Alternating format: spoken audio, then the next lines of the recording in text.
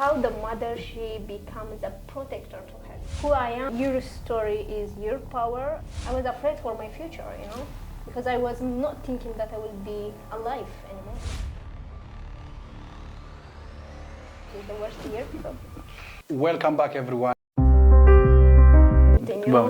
And so was like the mother and the light was in my eyes. And It's night. It's night time.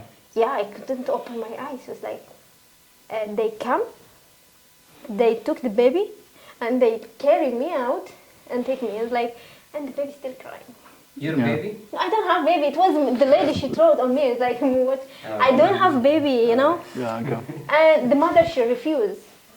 No, she refused to say this is my baby because it was night time when she told on me. No one see it. How? What you see it? It was It was dark. We are moving with the moon and the sea, blue and blue, sky blue and the weather. The weather's blue. You're not gonna know who is you are. It's like only one is during the day, yeah, and. Who is the mother? I don't know. You are the but this baby is found in your arm. I don't know who is the baby. It's like, how come the babies come? It's like, I don't know. This when we arrive? When I arrive on the Red Cross, the boat. Oh wow! And they want to take care of me. Give me. They think that I have to give the baby milk. It's like, which milk? Congratulations! Congratulations! Without working, you have a baby now. They come with something that they're gonna check on me. It's like if I have a milk or no. I say, which milk? What are you talking about? I'm not a mother. I do not have kids. Well, do you recognize, or do you know the mother when you are? No, she have another two boys. She is take care of the boys, which is he was 4 and 7. She have.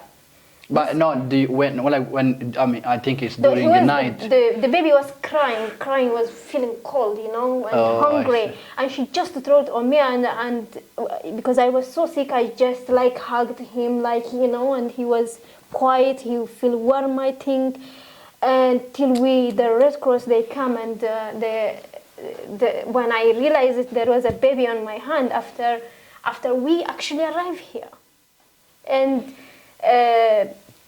but this boy who is his mother, and she don't want to say I'm the mother because was she traumatized? But it's like sometimes the women are really stronger than men. You think the mentality, the mentality is. Because this boy she got pregnant in in Libya, in Zuara, which is where you can they put you in the boat. Mm-hmm. She got pregnant there. Okay, it's called the Mazra. Yeah, where is the farm? She got pregnant there. It was like, oh no, man! And then when we just landed here, she decided to say, "This is my son." She doesn't want to say that? From the beginning, she refused to say that. And later? Later there was a family with her, and they say, I think they convinced her. I don't know what happened because at time I don't speak English, And she comes, she say, this is her son, and finally, and they put me with the singles, Otherwise, they are going to take me as a single mother, and grow in the baby, which I don't know. That is crazy. For example, coming to the sea, I remember, I don't know maybe if you have the same experience, once I stayed in the boat, the first time I smell was graves, I smell was like a casket, I smell was cemetery. That's what I smell in the sea. It's dark, I smell from the sea, from the sky, I smell the cemetery, graves, dead, and I say, okay. Assalamu alaikum. We're getting closer. I can smell that. I will never forget until today. Chill, chill in my skin. I say, I can smell everything. I say, oh, we're getting close because at that time dying was a fortune. To be honest, at that time I was super sick. Dying was a fortune. The only thing is I don't want to kill myself. I don't want to commit suicide because I came a long way. But let me die. It was a fortune. I can smell the graves. I say, oh, at least there is ending to this struggle. So it was a crazy experience, as she was saying. Noises. In the boat, you can smell You can No, smell. I think Yeah. what you are saying is like, you know, it happened to, I think, most of the people who crossing. And the reason I love it is like very similar to me. And I have a friend next to me. It's like, hey, my friend, what is the point? You know, I'm good to go. Like, where are you going? He wanted to jump to the sea. I literally have to hold him like 1 hour just next to me, like, hey, my friend, we're making it. Give up, you mean? You know, he want to give up. He said like, I wanted to jump to the sea.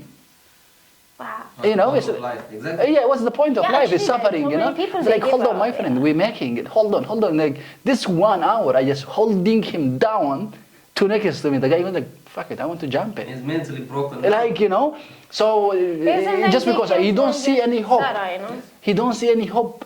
I And completely agree. like we passed so many things. Okay, we thought life is getting better, but like no, we think we are in shit. But like it's like as long as we breathe, we are good. That's how I see it. Well, not everybody. Not everyone is see strong. that. Unfortunately, yes. But as long as you breathe, you fucking you're good. And so I holded this guy for hours. It's like just trying to calm him down. It's like sometimes he trying to hit the boat, you know, to make hole so the air will go. It's like, fuck it, everyone, let's go. Is You that know? the black plastic one? Yes, the plastic one. So you know, it's just like for you, like for example, having that experience, it's just a nightmare. But in the meantime, also like okay, shit, that's what I think was a solution. But you know, thank God that at least you didn't do it. It just kept yourself moving, and you know, here you are. So that's it happened to a lot of people, and we have a lot of people who just jump into the sea. Unfortunately, it's like, what's the point? You know, they struggled a lot. Yeah, I mean, That- when that the is man great. they become weak, but when you see another side, the woman becomes strong.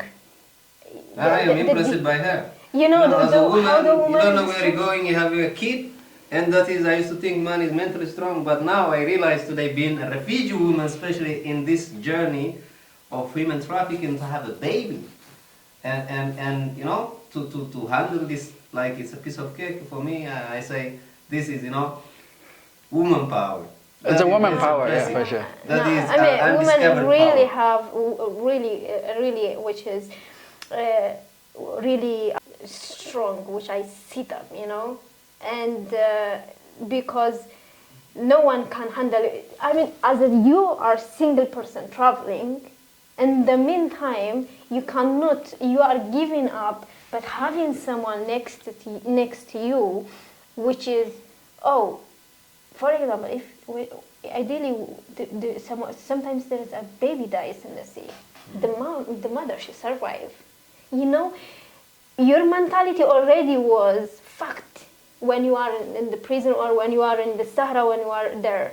Then sometimes you lose your baby in the sea, you throw your babies to for the shark, for the, whatever, you know, and then you arrive here, you are already dead. You know, Mentally, yes. because people they will ask, they will know how you died, how you die. If you die here, they will know maybe you have sickness or something like this. The doctor will figure out how you die, but we are already dead. We are alive, you know. Mentally dead. Yeah, but they don't know you are. But they don't know if you are alive or you are dead. They will see you are moving, but you are dead inside of you. Absolutely, that's one of the struggles we have also as a refugee in across Europe or other parts of the world. That once we arrive here, people think we are, you know, they come here to take our job, our wife. But by the time we come here, we already broken. You understand? That's why we seek for help, trying to heal from our trauma. It takes years and years. For example, as you're saying, you've been raped by human trafficking and having a baby. You don't know the father. You don't know who is that kid. And you have a stigma you have stain in your life for the rest of your life. This woman cannot be the same forever because she doesn't know the father. But the kid, by the time he grows up, where is my father? Yeah, that's and really this is the stigma that she carries for her entire life. And when I will she sleeps, she explain to cannot you, explain. yeah. She cannot tell him. Even she tell him, you're a loser. Because kids sometimes can be a bit rude. You understand? So it is being a refugee woman, for me, it's one of the most inspiring thing I ever seen in my life. Camila is telling me her story. A woman with 6 kids, That is a talent. I think that's a very one testimony example, right? But it's a multi way and people crossing in different way, and a thousand people who have the same journeys with a different, a lot of kids, or maybe other way around, the husband with the kid. And so that's, I think, that's why we really wanted to reflect on these stories. And I think we are running out of time, and we will be able to continue these stories on reflecting what happened after the sea. And the reason is we really wanted to make sure that we are not talking something exaggerating the stories, but reflecting on the real stories and where we are today, and we are reflecting on what helped us to be a better place. Yep. Yeah.